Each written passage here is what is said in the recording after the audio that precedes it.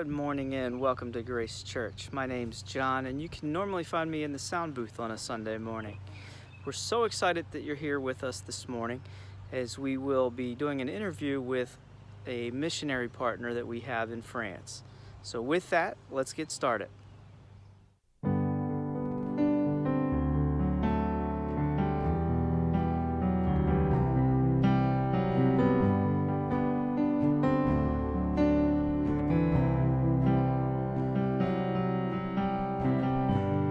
Blessed be your name in a land that is plentiful, where streams of abundance flow. Blessed be your name. Blessed be your name when I'm found in the desert place, though I walk through the wilderness. Blessed be your name. Every blessing you pour out, I'll turn back to praise. When the darkness closes in, Lord, still I will say, blessed be the name of the Lord. Blessed be your name. Blessed be the name of the Lord. Blessed be your glorious name. Blessed be your name when the sun's shining down on me, when the world's all as it should be. Blessed be your name. Blessed be your name on the road marked with suffering, there's pain in the offering. Blessed be your name. Every blessing you pour out, I'll turn back to praise. When the darkness closes in, Lord, still I will say, blessed be the name of the Lord. Blessed be your name. Blessed be the name of the Lord. Blessed be your glorious name. You give and take away. You give and take away. My heart will choose to say, Lord, blessed be your name. You give and take away. You give and take away. My heart will choose to say, Lord, blessed be your name. Blessed be the name of the Lord. Blessed be your name. Blessed be the name of the Lord. Blessed be your glorious name. Blessed be the name of the Lord. Blessed be your name. Blessed be the name of the Lord. Blessed be your glorious name. Blessed be your name.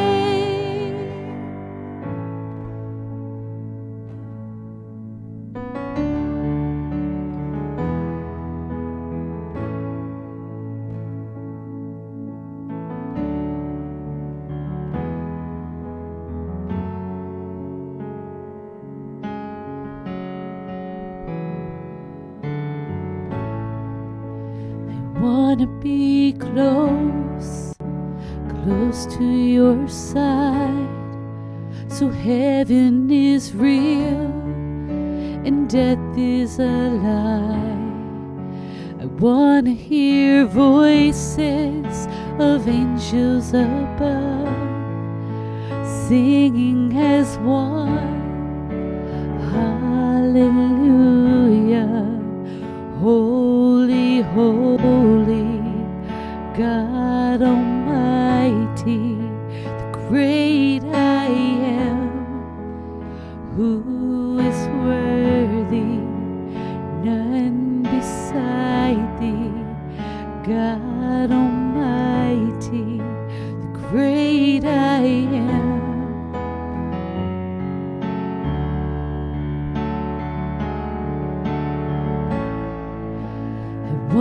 be near, near to your heart, loving the world and hating the dark.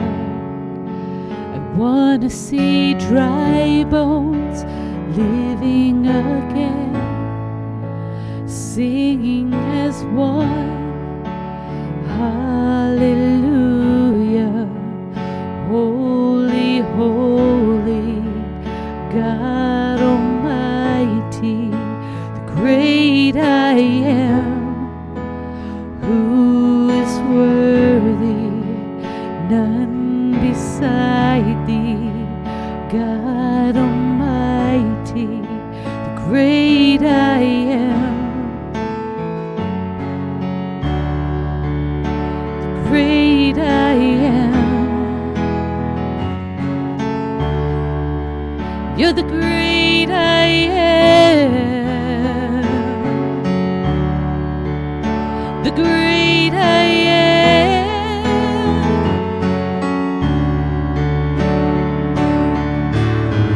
The mountains shake before you, the demons run and flee at the mention of your name, King of majesty. There is no power in hell or any who can stand before the power and the presence of the great I am, the great I am, the great I am, the great I am, the great I am, the great I am. Hallelujah. Holy, holy, God Almighty, the great I am, who is worthy, none beside thee, God Almighty, the great I am.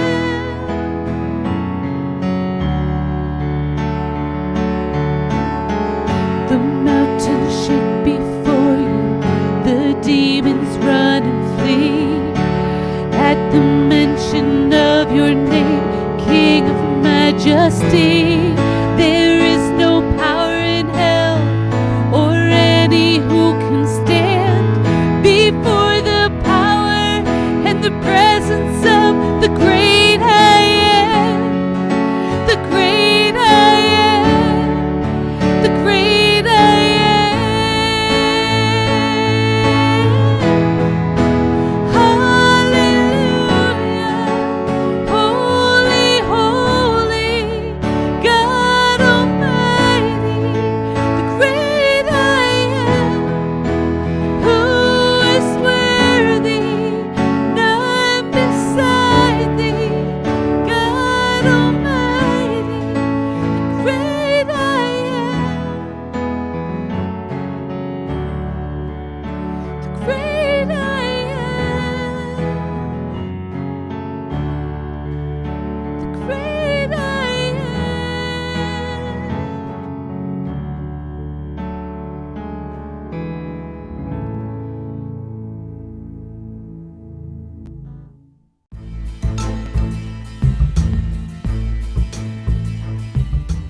Well, hello again, and I am excited to let you guys introduce yourself to some of our church family who maybe don't know you, or for those who do, to hear a little bit more. So for those who don't already know you in our church family, could you introduce yourselves, where you're serving right now, and kind of how long you've been there? Okay, we are Dave and Susie Hobart, and that's E-R-T as in Bert, like Bert and Ernie, not Hobart. We've been in France for 40 years this year, and so we went in 1980 and have had a good connection with the Ephrata Church for most of those 40 years. We came over as church planting missionaries, so started a church, a small Bible study in our home, and gradually have seen that grow into actually being a church that's officially recognized And we have 3 children who all live in the U.S., but they grew up here. And I guess that's it. Yeah, voila. So you scared all your children out of France, is what you're telling us. We did. So they all did their studies through high school, and then they all went back to the States for college and ended up staying in the States. Gotcha. Excellent. Well, could you describe kind of like the main focus of your efforts in your context there in France? What are you trying to accomplish through what you're doing there now? Yeah, our heart really has been from the very beginning in evangelism, reaching the lost. Might be hard to understand, but probably less than 1% of the population are actually true Christians. So our heart is really there to reach people in a relational way. And from there, like Susie said, to start Bible studies and have that grow into a church.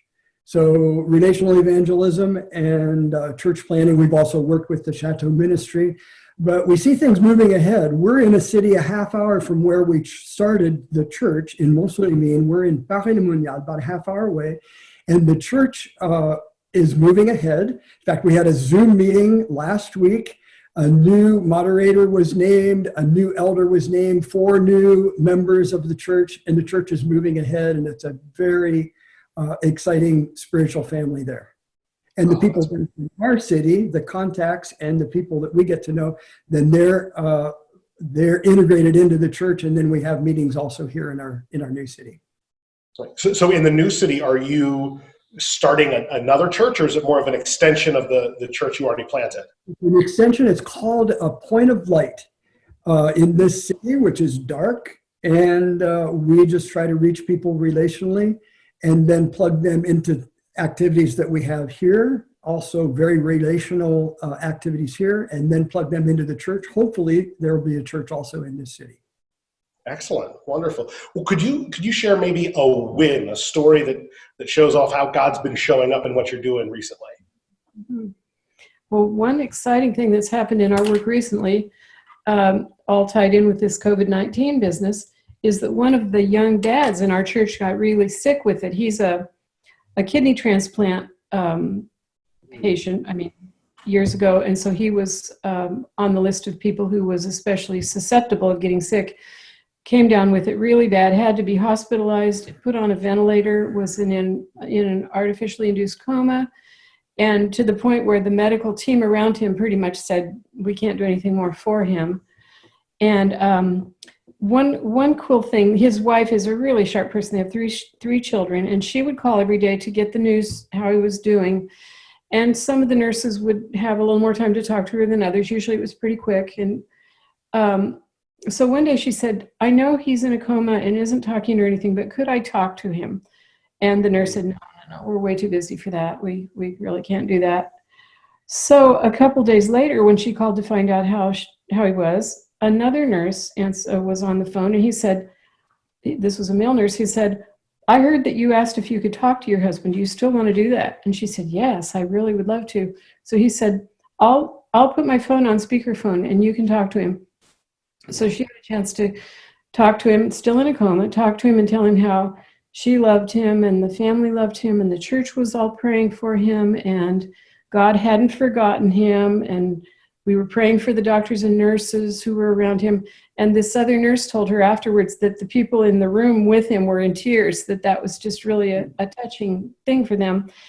And so she had several chances to talk about, how she was praying for him. Well, he is since he made an amazing recovery pretty soon after that, and is now home regaining his strength. It really has. He didn't have a voice at all at first. He's really coming along well, and they still are anxious. They have a connection with some of the doctors and nurses, not personal connection, but connections as a medical team, and just really hope that somehow something more will come of this. But that was an unexpected, but we think it's a win. It also brought our church really close together, praying for him, and so that's really cool. Mm-hmm. Yeah. Wonderful. Well, you may have already answered this, but are there any other ways that right now this kind of crazy COVID-19 situation has affected you guys personally and as a ministry? I know it's easy for us to get hyper-focused on here's where we're at and how we're struggling and this is a global thing, and you guys are still trying to accomplish the work of the Lord. So how has it impacted you guys? Well, France has been hit very hard. We've been in a very tight lockdown for 8 weeks. That just opened up this week, but our area is still in a red zone, so it's very limited that we can get out. We've had a number of friends and contacts who have had the COVID-19, so it's affected us in that way, just in praying for them and trying to help them. But even with these restrictions, everything went to the internet. And so even with these restrictions, we've been able to keep contact with people, unsaved people we've known. And with our church, like Susie said, it's been moving ahead. We have a Charis worship on Sunday with our Charis churches, especially from Lyon. And so our church participates with that. And some of our contacts actually have listened in on that and said they've been blessed by it. It just is really interesting. And then we've had conversations with people, unsaved people on Facebook and through telephone, some of these things that we didn't, because usually we're face to face with people. But then our church has moved ahead also. We still, and even with the Sunday meeting, we also have 2 Zoom meetings for Bible study and encouragement and prayer, sharing per week. So we've really taken advantage of that also through the internet means that we're able to have. Excellent. So it almost sounds like, not that we would want this or that you guys are happy that it's here, but it sounds like you're seeing God opening up new doors and working throughout the whole process. Yeah, we really have. And we've had new people come into our Bible studies. We've never had so many people involved in our Bible studies, actually. Wow. Well, praise the Lord for that. That's fantastic. Okay, well, could you just let us know maybe 2 or 3 ways that we as a church family, as those who are supporting and trying to partner with you in your ministry, how could we be praying for you moving ahead right now? Yeah, with the unknown part, we doubt that our church will be meeting together physically before September. And so that the Lord would help us to have good contacts with people in this really unusual time. Not just us personally, but all the church people. There's been a tremendous unity in the church that's come about because of that. So pray that would continue, pray that people would be taking care of each other, which they really have been doing.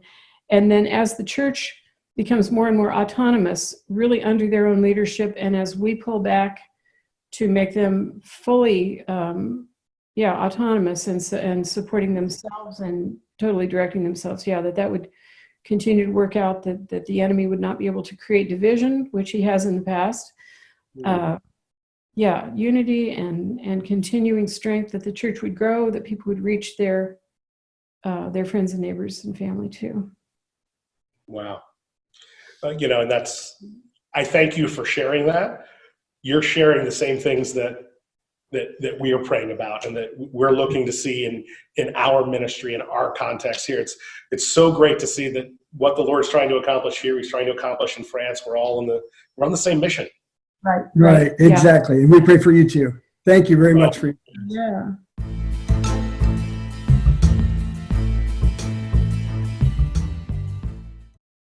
Good morning again, Grace Church. It is again a wonderful opportunity to be together. Thanks for joining in. Thanks for making this a priority in your week to connect with us virtually so that we can together as a church family push ahead into what God has for us here at Grace Church. And if you've been following along, you can see here we're actually starting a new series this week. The name of the series is I Am Jesus. Now, just make sure you understand, I'm not saying that I am Jesus. We are looking at who Jesus says he is. Things that Jesus said, I am, and then fill that in. It's going to be a neat study. It's one that's been done lots of different times. Hopefully it's going to take a new flavor for us this time. Because at the end of all things, what this is going to answer for us is this question. Who is Jesus? Who is Jesus? And how you answer that question, makes all the difference. In study of cults and things like that in various places, the main feature of what we would call abhorrent religions that are not following what God's design was, not worshiping the one true God, the single unique feature that the error that all of those groups make is an error in how they conceive or think about God. And that's why we spent kind of the last 4 weeks looking at those 4 big characteristics about who God is, God in general. Who is he? How do you look at him? How do you think about him? The idea of theology. Talked about the fact that God is good, he's gracious, he's great, and he's glorious. There's lots of other things, but they gave us a big picture in general of who God is. And then we mentioned throughout the series that probably the single best representation of who God is who he revealed himself to be through the person of Jesus. That Jesus Christ, the Son of the Father, is the most perfect, most complete representation of who God is. So if cults get it wrong because they think about God wrong, then even more specifically, if we get things wrong about Jesus, that's where we're going to step into error. So that's why we're going to work and tackle this question of who is Jesus, and we're going to look at it from how Jesus said how he described himself. So let's look here. Before we even get into that, here we can see that Jesus himself recognizes how important this question is. Look here in the Gospel of Matthew. This is one of the New Testament books. One of the disciples, Matthew, wrote this story of the good news of Jesus. And as he told it, here's this scene that comes up in chapter 16. And we'll start there with verse 13. It says, when Jesus came into the district of Caesarea Philippi, he asked his disciples, who do people say the Son of Man is? And he's talking about himself. Who do people say I am? And the disciples replied, they said, some say John the Baptist, others say Elijah, and some Jeremiah or one of the prophets. But look here what he says. But who do you say that I am?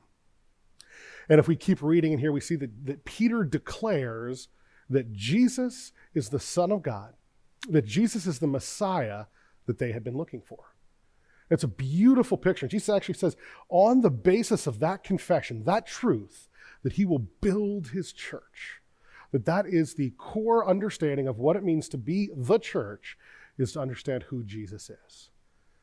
Now, another pastor, as he was thinking through these various statements that we see in the Bible about who Jesus is, and particularly, you can even go there now. We're going to be in the book of John, primarily, for the next several weeks as we walk through these various statements.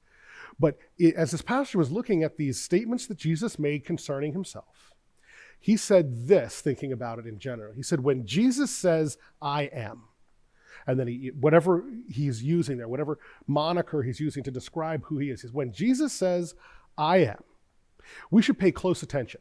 He's pulling back the curtain on his glorious character. He's telling us something profoundly important, something we don't want to miss. So that's what we're going to do. We're going to step back, look at these statements about who Jesus said he was, and really dig into them. Now, I've shared before, I think last week or the week before, this quote from A.W. Tozer where he says, what comes into our minds when we think about God, it's the most important thing about us. But if you keep reading that statement that A.W. Tozer made, he says, the history of mankind will probably show that no people has ever risen above its religion, whatever that religion might be. And man's spiritual history will positively demonstrate that no religion has ever been greater than its idea of God. Worship is pure or base as the worshiper entertains high or low thoughts of God. We tend by a secret law, Tozer says, a secret law of the soul, to move toward our mental image of God. Again, why is it so important? Well, Jesus pointed out to his disciples, it's important. Who do you say I am? Pastor Stephen here, hey, when Jesus says I am, he's telling us something important. We don't want to miss it. Tozer's telling us, hey, how we view God, it's the most important thing about us, and our worship will only ever be as good as our view of who God is. So if it's so important to know who Jesus is, what better way than to ask this question, who does Jesus say that he is? And again, we're looking at the Gospel of John, just like that. The Gospel of Matthew was the disciple Matthew's account of the story, the good news of Jesus. So the Gospel of John is his telling of the good news of Jesus. And it's in the New Testament of our Bibles. And in John chapter 8, there's a lot of stuff that happens. We can't go through it all, but it starts here, just to give you context, starts with this woman caught in adultery. And the law demanded certain punishment happens, but Jesus shows mercy, shows grace, where others wanted the hammer of the law to come down. And the other side of that, he then started teaching in the temple areas, and he declared that he was the very hope that the world was looking for, that all the history and the religion of the Jewish people was pointing towards him. And an interesting statement comes. It says that people believed him. And as soon as people believed him, we see that Jesus challenged them. And we can't really get into all of it, but you would think that when someone believed, you would celebrate that, right? Well, Jesus understood that it's so much more than simple belief. Belief is just when it's just a intellectual agreement. Oh, yes, yeah, I believe that's true. He then talks about this idea of abiding, the living in light of, letting that truth that we're believing in, permeate our souls and change and affect us. That he was challenged them to move beyond just an intellectual agreement to a life lived in it. And quite frankly, the Jews who just said they believed didn't respond well. And in fact, he kind of got into this little tiff with Jesus. And finally, Jesus said, yeah, you're claiming that you're Jews. You're claiming that Abraham's your father. But Abraham wasn't your father. The devil is. Because you're not doing what Abraham did, looking forward to me and what I'm bringing. You're doing what the devil wants. So really stirred up this hornet's nest. The Jews were not happy with how Jesus was kind of poking at him with this and the claims that he was making. And they understood what he was claiming. So now look here, that's kind of the context, how we got here in chapter 8 of John. So hopping in here more towards the end, verse 48. The Jews answered him, "Are we not right in saying that you are a Samaritan and have a demon?" Now, you might not understand that Samaritan piece, but in Jewish culture at the time, the Samaritans were a despised people group. They were kind of like the lowest of the low. So when they were saying he was a Samaritan, it was one of the worst slurs that they could think of to throw his way. And then on top of that, you've got a demon. Well, Jesus answers here, verse 49, "I do not have a demon, but I honor my Father, and you dishonor me." And that's important here. It's important to understand what the groundwork that Jesus is laying here. The groundwork is that his Father is God. The very Father that the Jewish people were claiming as a people group and through a national or an ethnic identity, Jesus was saying, no. He's actually my dad. He honors me. I honor him. This is a pretty strong statement he's making. And he keeps going. He puts his identity there in honoring the Father. He says, "Yet I do not seek my own glory. There is one who seeks it, and he is the judge. Truly, truly, I say to you, if anyone keeps my word, he will never see death." He's equating himself here with the work of the Father, with the power of the Father, because he honors the Father. And look here to how the Jews respond if we keep going here into verse 52. The Jews said to him, "Now we know that you have a demon. Abraham died, as did the prophets, yet you say, if anyone keeps my word, he will never taste death. Are you greater than our father Abraham? And the prophets died. Who do you make yourself out to be?" You know, we've heard this phrase many times when people are kind of puffing themselves up. Who do you think you are? When someone does something outrageous, that they have the audacity to claim something, who do you think you are? I know growing up, my folks would use the term too big for your britches, right? That's what the Jews are saying. Buddy, you are way out of line. Who do you think you are? Who do you make yourself out to be? That's actually the question. It's actually a really important question. And we're going to see here, we're going to get into this really soon when we're talking about these I am statements. in Scripture, well, in the Gospel of John. Traditionally, there's 7 of those that are highlighted and pulled out. And over the next several weeks, we're going to look at those 7. We're going to use those 7 to answer the very question that the Jews were asking here: who do you make yourself out to be? Well, Jesus defines it. But today, we're going to look at one that traditionally isn't included, but I think it's the foundation for all the others and where we're moving. So let's look here and see how Jesus answers. He says here, verse 54, "If I glorify myself, my glory is nothing. It is my Father who glorifies me, of whom you say he is our God." Right here, he just told them, my Father is God, but you have not known him. I know him. If I were to say that I do not know him, I would be a liar like you. But I do know him, and I keep his word. Your father, Abraham, rejoiced that he would see my day. He saw it and was glad. Now look here. So the Jews said to him, "You are not yet 50 years old, and have you seen Abraham?" But don't miss this. Jesus has been setting up the pins just to knock him down here. Now, he's not doing it cruelly. He's not doing it maliciously. But it's so important that they were getting riled up around this idea that he was claiming to be something that the Jews couldn't even bring themselves to say here. Look how he responds. Jesus said to them, "Truly, truly, I say to you, before Abraham was, I am." I am. And, you might be asking, I am what? And even the verb tense is before Abraham was, past tense, I am, present. Something seems wrong here. If I put that down on a paper in college, I would get points off for bad grammar, right? What's going on here? Well, if you're not familiar with the bigger picture of Scripture, it can be easy to miss this. And what we're going to do to just really quickly give context, we're going to flip from the new part of our Bible, the newer part of our Bible, to the older, from the New Testament, the story of Jesus, to the Old Testament, the story of God working through his people, Israel. And we're going to go not just back to the Old Testament in general, we're going to go back towards the beginning, to the book of Exodus. It's actually the second book in the Bible, so real near the front, in chapter 3.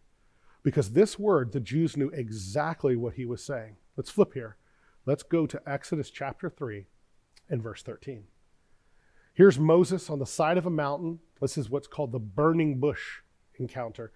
And this is where while he was sitting there or out tending the flocks, he saw this bush that caught on fire on the side of a mountain, and yet it wasn't consumed. And he went before it, and he found out that this was God making himself manifest, his glory being demonstrated through this powerful bush burning and yet not consuming. And he's having this conversation as God is saying, "I'm going to send you to free my people from slavery." And Moses said to God, after he gives him this charter, this mission, "If I come to the people of Israel and say to them, 'The God of your fathers has sent me to you,' and they ask me, 'Well, what is his name? What shall I say to them?' And look what God says to him. God said to Moses, 'I am who I am.' And he said, 'Say to the people of Israel, I am has sent me to you.'" This is a powerful statement that we don't really have time to unpack, other than to say this was God's way of saying he was pre-existent to all of creation. He exists outside of creation.